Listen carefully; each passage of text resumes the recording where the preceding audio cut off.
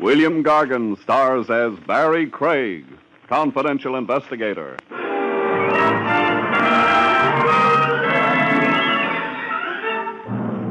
The old saying, early to rise, folks, can't possibly mean a thing to a corpse.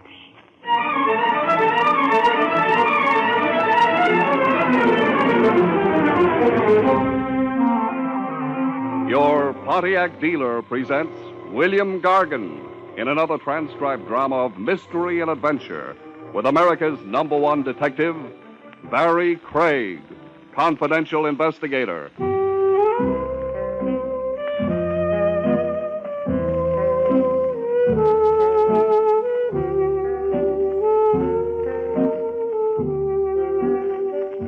Barrie Craig speaking. The trick in continuing on as a confidential investigator is to keep on good terms with the police. Comes time for your license renewal, and a department sawhead can louse it up for you. Play footsie with a corpse, conceal evidence, rack up as many black marks as you must, but be sure you've got a friend somewhere in the higher echelons. High, say, like a lieutenant willing to countersign your renewal application, where it reads character references. Ah, the fool that I am, Craig, endorsing your application. Your signature goes down here, Trav. No blotting now. Right neat. Certifying you as a man of good character. However will I atone for the perjury? The guilt get too much for you. I can refer you to a high bridge. Okay, I've signed. You're free to harass and otherwise misuse and abuse me for 12 more months. I'm looking forward to it, chum. I'd start in right away if I had a case. Oh, don't tell me the great man's idle. 1 meal away from pawning my badge. Unless you've got an idea. I get the hint. Even if I could, why should I throw anything your way? Because you hate seeing me fall dead from hunger. So what case did you have in mind? 2 cases. You even have a choice. Both of them prefer a confidential operative to official police methods, official notoriety. I was asked to recommend someone. I'm all ears. Case 1. A Mrs. Cora Talbot wants help in finding her husband, Stanley Talbot. Talbot's been missing more than 6 years. What's her motive in looking for him now? Oh, a last-ditch search. She's about lost hope that he'll ever return. She wants to petition to have him declared legally dead so she can remarry. Interested? How big a fee? $20 a day and expenses. Kind of anemic. It's all the lady can afford. Is it no? What's my alternative? A publisher named Hilary Gerson. He ran a best first novel contest, $50,000 to the winner. And? The prize-winning manuscript was stolen, very mysteriously. What's it worth to Gerson to get the manuscript back? A flat $2,000. So, which of the two has you seething with a desire to see justice done? Well, I don't want to be mercenary. Then you'll accept Mrs. Cora Talbot. I'll call and tell her. Call and tell publisher Gerson. It's not on account of the higher tab. The fact is, I've been a long time wanting to raise my cultural level.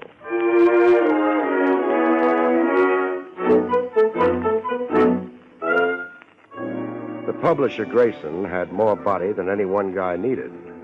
3 sets of jowls and thick eyeglasses. Looking into his eyes was like watching fish in an aquarium bowl. Get that manuscript back, Mr. Craig. Spare no effort or expense. If the manuscript isn't recovered, I'll be the jackass of the publishing world. Hold on a minute, Gerson. You're forgetting I don't know what it's all about. I just got here. Yes. I suppose I should give you the facts. It would be helpful. The prize-winning book manuscript, The Cry of the Hyena, by Eric Trent, was stolen right out of my office. That's bad? Catastrophic. It was the only copy in existence. The author has no carbon duplicate. How come? Writers usually make copies. Usual writers usually do. But this is no usual writer. This is Eric Trent. Here's his photograph. I get what you mean by this one not being usual. Does he always wear chin whiskers? Yes. Trent's a brilliant eccentric. A man who's roamed every corner of the world. A wanderer who wrote 1 page here, another page there. 6 years in the writing and more than 1,000 pages. And no carbon. First prize was $50,000? Yes. Were there other awards? One other. $5,000, a second prize. Won by? Oscar Sachs for his novel, 4 Devils and a Midget. Oh, this is a photograph of Oscar Sachs. Well, this one's clean-shaven. Can I talk out of turn, or are you the sensitive type? Ask me whatever you like. $55,000 in prize money. Isn't that a lot of cabbage for a small publisher? Your offices haven't exactly got that mahogany and chromium look. The prize money doesn't really come from me. It doesn't? An independent motion picture company, Pyramid Pictures. They pay the prizes in exchange for world rights to film the book. Any more questions? Yes. How many offices are there in this suite? 6. Why do you ask that? I'm already in there pitching for you. That intercommunications box on your desk. Is every office equipped with one? Yes, of course, but I don't... The box is switched on, as you'll notice. It's been on through this whole talk we've just had. Who in the Gerson publishing house would be interested in long-range eavesdropping? I don't know. Suppose I find out.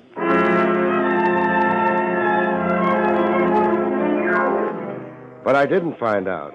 The eavesdropper resented my curiosity with all his might. An inkwell pitched at me.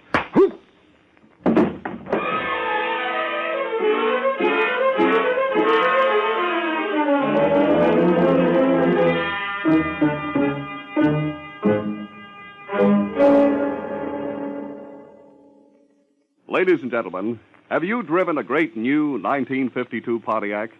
Until you do, you cannot possibly appreciate what Pontiac's dual-range performance really means. Only with your own hands on the wheel, your own foot on the accelerator of a Pontiac, can you know what it means to select with a flick of a finger exactly the power you want.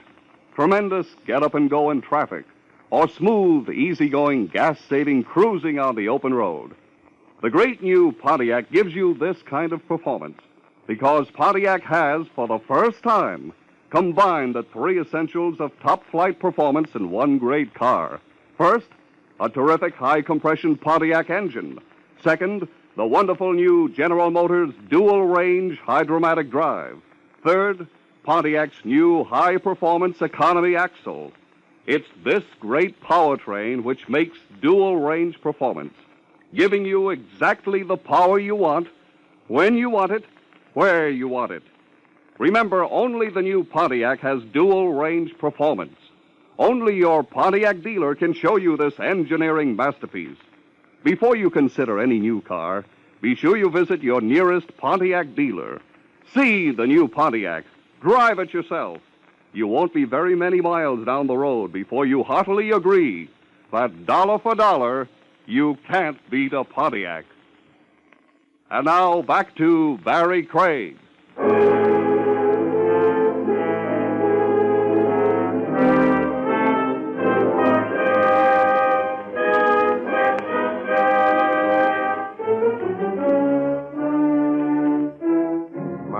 Opened on Grayson, sprinkling water on me with a sponge. You're all right. Quit watering me. I'm not a petunia bed. But you were unconscious. I'm conscious now, and you're ruining my suit. It's ruined anyhow, the ink from the inkwell. Don't tell me.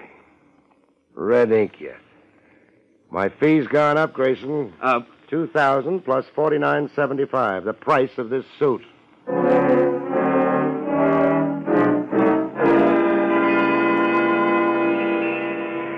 A while later, on the street outside the Grayson offices, a motorist tooted me over. A long-hair driving a sky-blue-pink jalopy. I let him pick me up. You paging me, friend? Yes, I'd like to talk to you. What about? If you'll get in, we can go somewhere. I'll buy you a drink. Oh, buttermilk. There's a buttermilk bar over on 8th Avenue.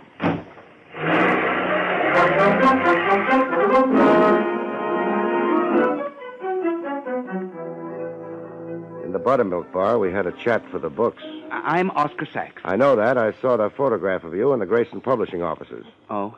Well, there's some facts about the book contest I think you should know. Why? Why? You've been engaged by Mr. Grayson to locate Trent's missing manuscript. What am I wearing, a sandwich sign? I obtained the information through sources I cannot disclose. Give me those facts. I won the second prize of $5,000, but I was cheated. Cheated out of the big money, is it? Yes. Explain, please. The contest rules clearly specified that the award was to be made only to an American author. And? I have reason to believe Eric Trent is an Englishman, or anyhow other than an American. To put it bluntly, a fake who should be disqualified. Disqualified while you're moved up to first place and $50,000? Yes.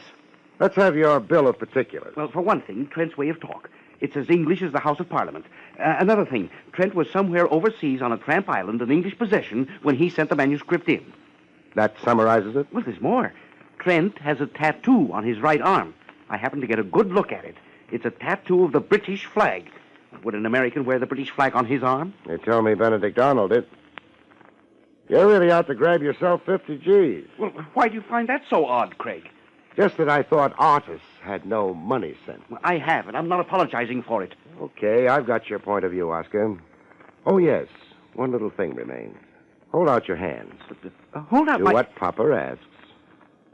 Red ink smudges on your right thumb. You've been playing with inkwells, Sonny. Well, Craig, I didn't mean... Don't apologize. Fun's fun. And I like to play myself. My interest runs to sugar bowls. Oh, Craig, no! No! Oh.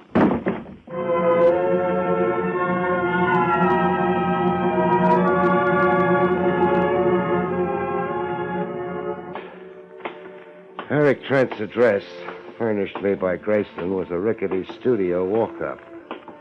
7th Heaven in Bohemia, Greenwich Village. The door opened on a blonde who eyed you as if she was already counting your money.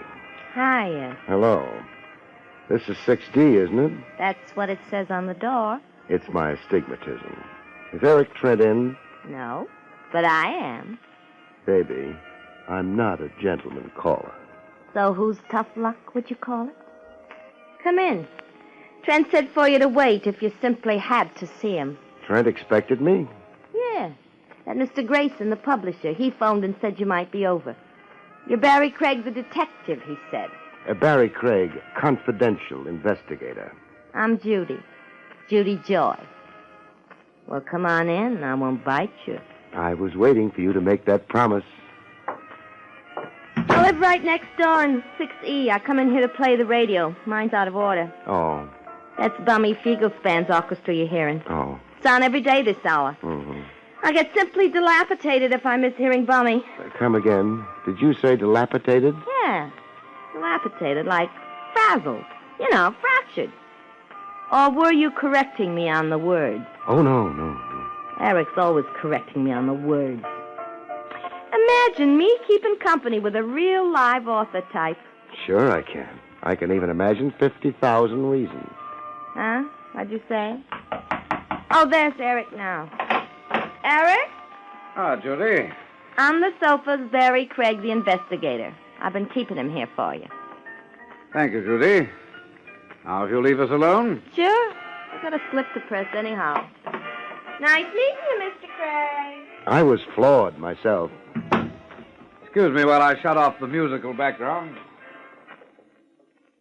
Now, Mr. Craig, the object of this visit? Your stolen brainchild. What else? But what can I do about it? I submitted it in good order. I'm not responsible for its disappearance. How come only one copy? Why didn't you type up a carbon duplicate? I have no patience with purely clerical details. I'm an artist. But the full risk of losing the one copy. I'm a man who takes risks, Craig. In my years abroad, away from America, I've lived a life of risks. Skip the personal build-up. Wherever I went, I traveled lightly. Suit on my back, pipe tobacco, and a pencil. It was enough of a nuisance carting one copy of 1,000 pages around. And how was I to know my confounded book would ever get to a publisher, much less win a prize? Okay for that. What's your guess on the missing manuscript? Grayson. What motive? A stunt. Grayson intends exploiting this whole affair for all the publicity he can wring out of it. It's an angle. The 50,000, would you say you won it legitimately? Legitimately? I mean, what if you were to be disqualified as the first prize winner, say on a technicality? What technicality? Not actually being of American origin, as the contest rules specify. But I am an American. With a British accent? I spent years in the islands, in Jamaica and British Somaliland. I'm told you have a tattoo of the British flag on your right arm. So? Well, I sailed the 7 seas, and like a sailor, I had myself decorated with tattoos. But the British flag on an American citizen. Ah, wait until I open my shirt. There. Are you looking at the tattoo on my chest, Mr. Craig? Yeah, The American eagle. What do you know? Expand your chest, genius. Expand my... I want to see old Baldy flap his wings.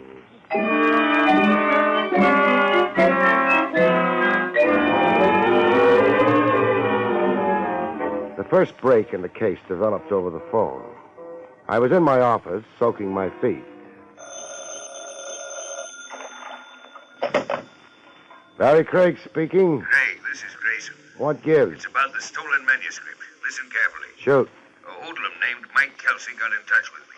He admitted to stealing the manuscript. Why did he? A mistake, he says. He was under the impression that it was valuable. A rare manuscript. Believe that. He wants to return it now and no questions asked. How much loot is he after? $1,000. It's paying ransom, compounding a felony. I must have the manuscript back, Craig. I told him to negotiate the transfer through you.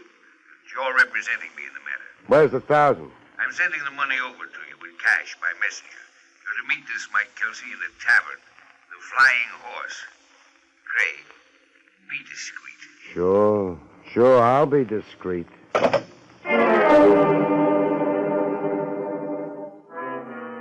The cash came by messenger, okay, and I got to negotiate in the Flying Horse Tavern. A mug with heavy artillery bulging his coat, waiting at a table for me. You Mike Kelsey? No, I'm, McGuire. I'm here for Mike. Hey, you're negotiating for Gerson, so I'm here negotiating for Mike Kelsey. Now, let's negotiate without any monkey business, Craig. Why a gun under both armpits, Buster? So as I don't develop a stoop on one side? Oh. Now, here's your manuscript. Right in the wrapping Mike Kelsey found it in. Now, count me out a fast grand. Here, $1,000. Count it yourself. Yeah, it seems okay. Don't be stupid enough to stop me from leaving.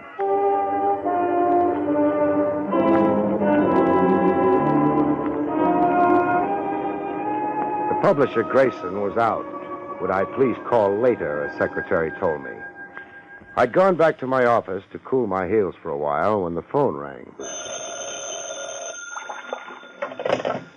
Barrie Craig speaking. Craig, this is Oscar Sachs. Now what's your beef? Craig, I've discovered something I think you'll want to know. Something that will promote you into the 50 Gs? Something that won't help Barrie Trent any. Craig, the man's a fraud. You're playing a cracked record, Junior. Am I? Come hear me out and then tell me that. All right, I'll come hear you out. As soon as I dry my feet and rustle up a change of socks.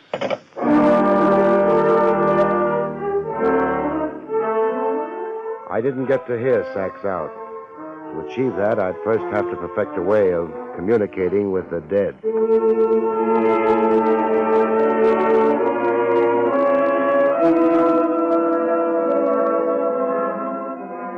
I left Oscar Sachs as I found him, sprawled backwards over a writer's desk, a knife standing vertically in his Adam's apple. I left him as is, so Lieutenant Trav Rogers wouldn't howl to heaven and the DA that I'd once more tampered with a corpse.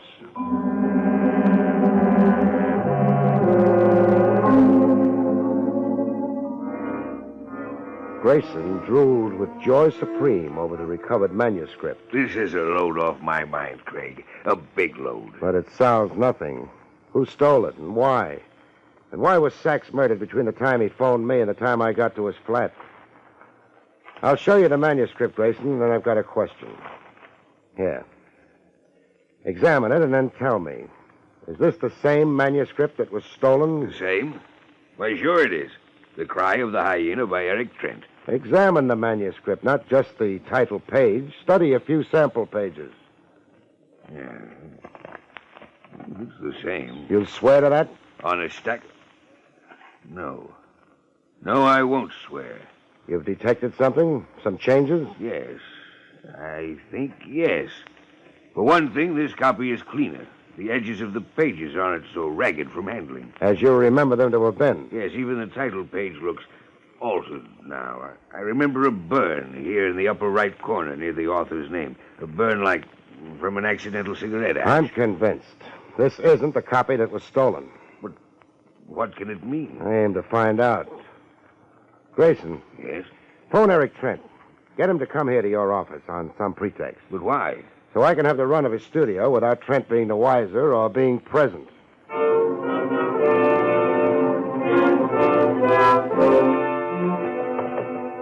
Eric Trent had all the accumulated junk of a guy with a passion for changing climates. Souvenirs from Bombay, the Dutch Indies, Labrador. Souvenirs in brass, carved ivory, porcelain.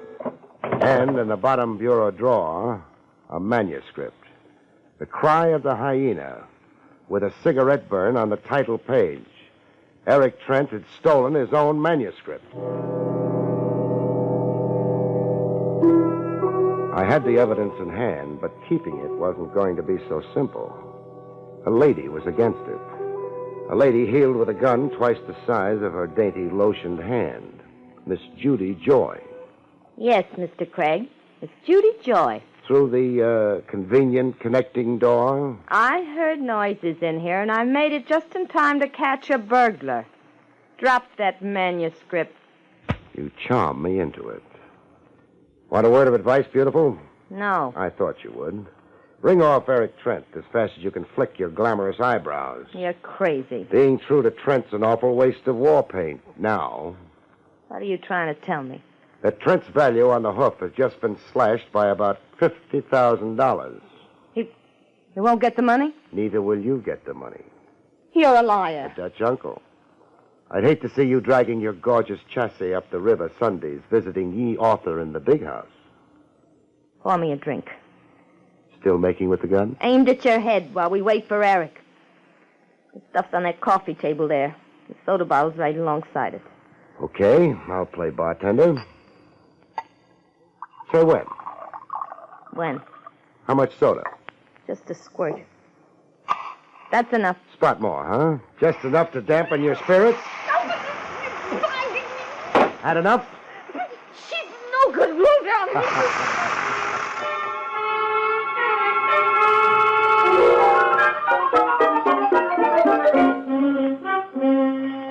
We held an all-night session, me, Lieutenant Trav Rogers, and Grayson, comparing the two manuscripts page for page. It was early dawn before I found a discrepancy between the two versions. You found something, Craig? Yes, Trav. A Cora Lane's disappeared from the substituted version. Who's Cora Lane? Tell him, Grayson. Cora Lane is a character who appears early in the novel. A woman the hero meets and falls in love with. She's in version 1. She's out of version 2. Now, why would the author go to all the trouble he did, submitting a manuscript and then stealing it back, just to write a character out of the book? Because the name Cora Lane means something. Something he didn't want found out. Means what? Cora Lane was a character, say, drawn from real life. She's a real name, a real person somewhere. Excuse me, Mr. Craig. They're saying that Trent only realized it when it was almost too late to make the change. One thing's pretty clear to me, Grayson. Eric Trent didn't write the book. Somebody else did. Who would you say did write the book, Craig? The hero of the story is my guess. Stanley Fields. Only that name is probably an invention, or Eric Trent would have changed it. It figures. The book is an autobiographic work. A man's true personal history disguised as fiction. The personal history of someone Trent stole the manuscript from. Someone now dead, or Trent would never have dared to try for the big prize.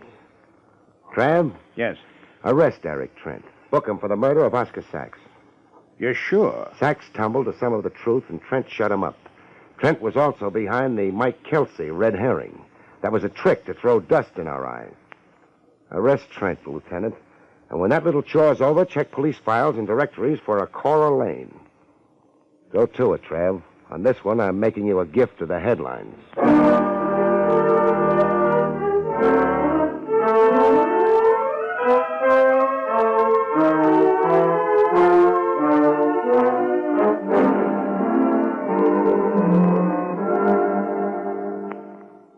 Ladies and gentlemen, when a great reporter wants to get the inside story of a great new car, he gives it a thorough test run. That's exactly what John Daly did with the new Pontiac. Here he is to tell you some of the outstanding facts of the new 1952 Pontiac and its spectacular dual-range performance. This is John Daly to tell you about a great advancement in automobile performance. the great new 1952 Pontiac with spectacular new dual-range performance. A number of factors contribute to this sensational new kind of driving. Pontiac has combined a powerful high-compression engine, new dual-range hydromatic drive, and high-performance economy axle into an amazing powertrain that gives you tailor-made performance. At the touch of a finger, you can have tremendous acceleration and get up and go for any occasion. With equal ease, you can choose a different type of performance, quiet, economical cruising for the open road. Drive the new 1952 Pontiac with dual-range performance on display at your Pontiac dealer now. It's spectacular new proof that dollar for dollar you can't beat a Pontiac. The great new 1952 Pontiac with dual-range performance is on display now at your nearest Pontiac dealer. See it. Drive it as soon as you can. And now back to Barrie Craig.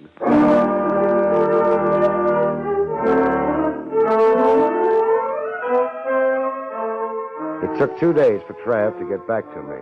When he did, he had a lady with him. A gray lady with haunted eyes. This is Cora Lane, Craig. Cora Lane, Barrie Craig. Mr. Craig. How do you do? How did you find her, Trav? Police files. The name of Cora Lane appeared on an old record card. She reported her husband missing some years back. Stanley, my husband. He left one morning and never returned. I was frightened. I imagined him injured, a traffic victim. I didn't know then that my husband had planned to just disappear. That he couldn't live in my world, that he had so much wanderlust. Her husband was the Stanley in the book. The author of it, as you theorized, Craig. Your husband was a writer? Yes, a writer all through him. Foolish, wild, irresponsible, and wonderful, too. Is he dead? Tell her, Trav. Yes, he's dead. Oh. According to Eric Trent's confession, your husband died of a tropical disease somewhere in the Pacific. Eric Trent was a drifter your late husband had taken up with. An odd thing, Craig. What odd thing?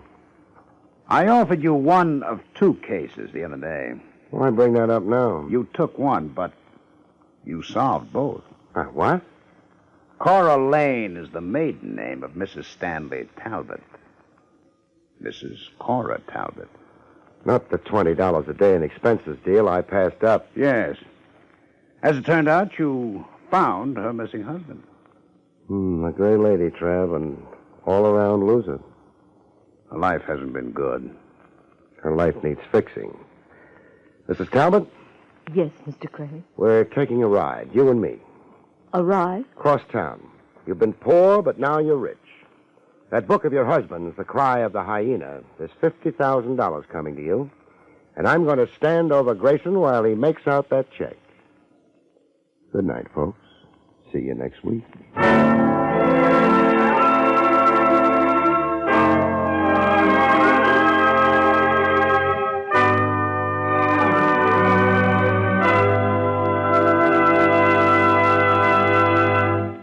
You have been listening to William Gargan in another exciting transcribed mystery drama from the adventures of Barrie Craig, confidential investigator.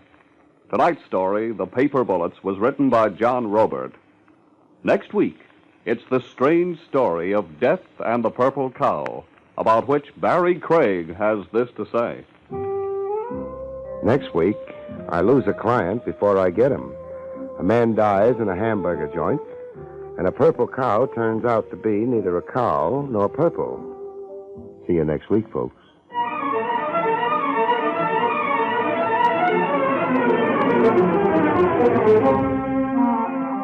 Featured in the role of Judy was Barbara Weeks. Barrie Craig, starring William Gargan, was under the direction of Hyman Brown.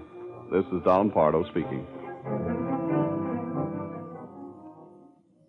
Now enjoy Meredith Wilson's Music Room on NBC.